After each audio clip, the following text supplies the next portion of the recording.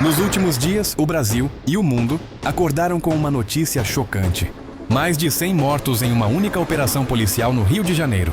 As manchetes diziam: a maior ação contra o crime organizado da história do Estado. Mas para muitos, o que se viu foi outra coisa. Uma tragédia que já conhecemos bem.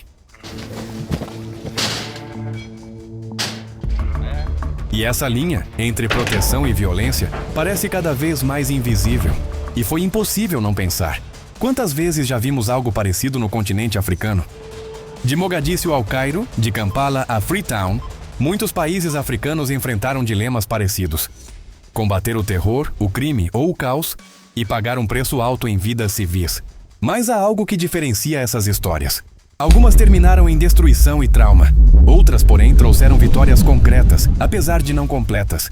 Povos que, mesmo feridos, voltaram a viver em relativa paz. E governos que conseguiram reconstruir o país sobre os escombros do medo. E é olhando para essas tragédias que voltamos os olhos para o continente africano, onde a busca por segurança também cobrou caro, mas trouxe lições poderosas. Hoje vamos viajar por 5 dessas histórias. Casos em que o combate ao crime e ao terrorismo deu resultado, mas não sem dor. Histórias que nos fazem pensar. Será que existe vitória que não deixe cicatrizes?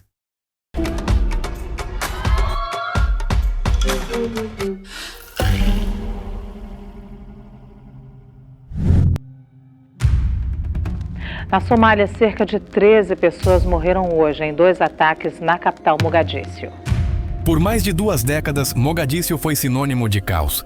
A guerra civil transformou a capital somali em um território sem lei, onde diferentes milícias e grupos extremistas disputavam cada rua. No meio desse colapso surgiu o Al-Shabaab, um grupo terro que se espalhou como uma sombra sobre o país. Explosões, execuês e atentados tornaram-se rotina. Milhares fugiram, quem ficou aprendeu a viver com medo. Mas em 2011, tudo começou a mudar. O governo somali, com apoio da União Africana, lançou uma ofensiva histórica chamada Operação Linda em Ti, um esforço conjunto liderado por tropas do Quênia e Etiópia com o objetivo de recuperar o coração do país. A operação foi brutal e longa. Muitos civis perderam a vida e cada avanço deixava rastros de destruição. Mas aos poucos, as bandeiras pretas do Al-Shabaab começaram a cair. Em 2012, Mogadíscio foi finalmente retomada. As ruas voltaram a ter mercado, crianças voltaram às escolas e o governo pôde operar dentro da própria capital, pela primeira vez em anos. Hoje, apesar de grupo ainda existir, a cidade voltou a respirar, com cafés, universidades e reconstrução. O preço foi alto, mas para muitos somalis, foi o preço da liberdade.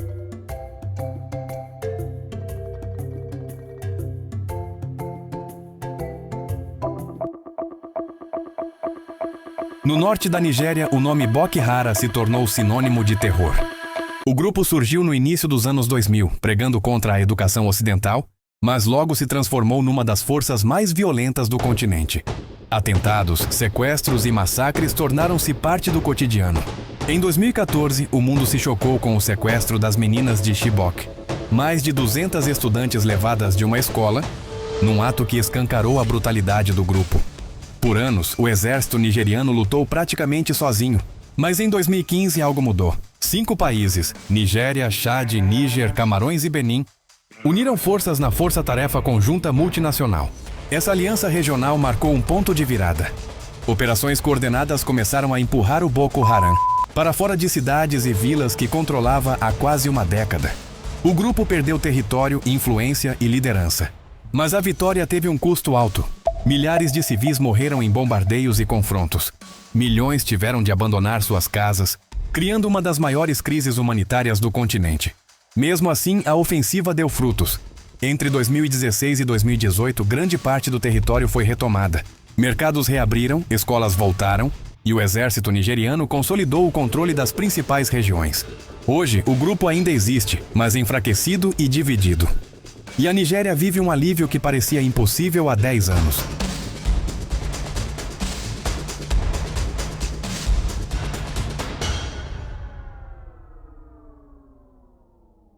Durante quase 2 décadas, o Exército de Resistência do Senhor, LRA, aterrorizou o norte de Uganda.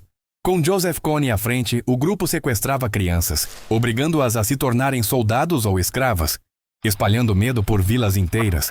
Famílias inteiras abandonaram suas aldeias para escapar dos ataques, muitas vezes enfrentando fome e doenças. No início dos anos 2000, o governo ugandense decidiu pôr fim a esse pesadelo.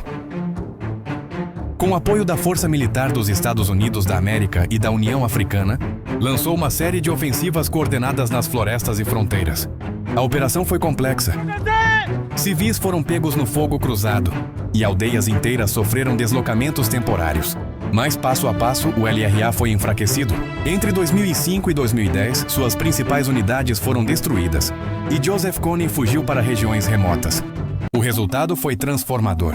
Crianças sequestradas foram libertadas, aldeias reconstruídas e o norte de Uganda voltou a respirar em paz. Voltamos às nossas casas, mas cada árvore, cada rua, carrega a lembrança do que perdemos.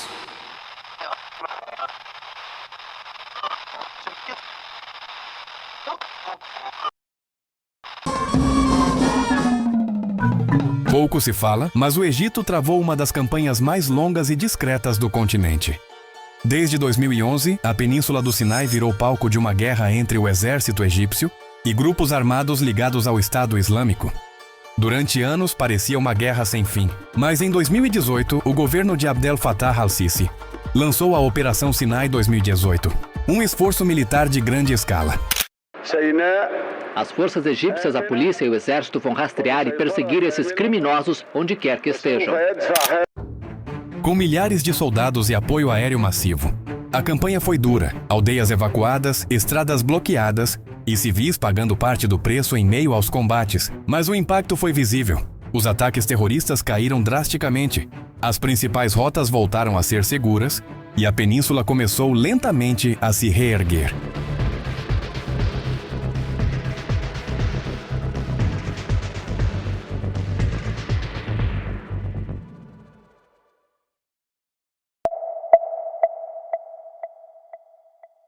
Nos anos 1990, Serra Leoa viveu uma das guerras mais brutais da história moderna da África. O conflito entre o governo e a Frente Revolucionária Unida, RUF, foi alimentado por diamantes extraídos ilegalmente, os tristemente famosos diamantes de sangue. A população foi usada como escudo, crianças transformadas em soldados, vilas inteiras desapareceram em ataques que chocaram o mundo. Mas em 2000 tudo começou a mudar. Com o apoio decisivo da ONU e do Reino Unido, o governo lançou operações combinadas que enfraqueceram o RUF. Tropas britânicas retomaram áreas estratégicas e as minas de diamante, quebrando a base econômica dos rebeldes. Foi uma ofensiva curta, mas decisiva, e mesmo com traumas profundos, abriu caminho para a paz duradoura. Em 2002, a guerra chegou oficialmente ao fim. Começou um processo de reconstrução, com tribunais especiais, desarmamento e reintegração de ex-combatentes. Perdemos o medo. E quando o medo vai embora, o país começa a renascer.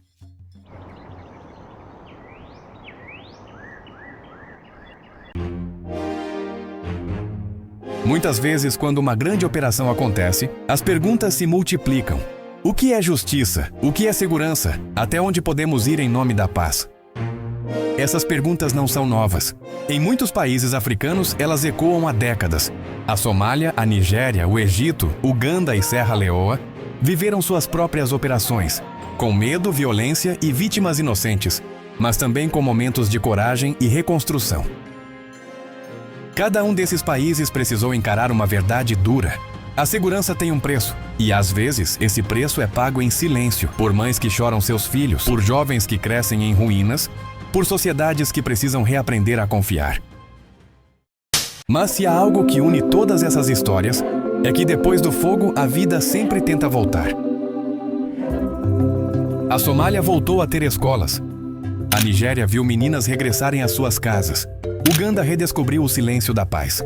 O Egito retomou o controle do deserto. E Serra Leoa provou que até as feridas mais fundas podem cicatrizar. Essas não são apenas vitórias militares, são vitórias humanas. Cada país mostrou que o caminho para a segurança não é feito apenas de armas, mas também de memória, justiça e reconstrução. E, se olharmos para a história do continente, vemos que a luta pela dignidade africana sempre teve rostos, vozes e nomes que se recusaram a se calar. Personagens como Samora Moisés Machel, que sonhou com uma África livre e justa, e pagou o preço mais alto por esse sonho. Como Azagaya, que usou a arte para denunciar injustiças. Como Yaa Asantewaa, a rainha-mãe de Gana que liderou um exército contra o Império Britânico. E como Nzinga de Angola, que enfrentou invasores europeus com inteligência e estratégia, tornando-se símbolo da resistência africana. São histórias diferentes, mas todas lembram que a verdadeira força de um povo não está em quem domina o campo de batalha, mas em quem nunca desiste de reconstruir. E talvez seja essa a grande mensagem que a África envia ao mundo. A paz não nasce do medo, nasce da coragem de recomeçar. Se quer continuar essa jornada, assista agora aos nossos vídeos porque aqui na Conexão Afro, acreditamos que contar essas histórias é resistir ao esquecimento. E no fim, toda luta pela paz é também uma luta pela memória. E é por isso que a Conexão Afro existe, para contar as histórias que o mundo esquece, mas que o continente jamais deixará morrer.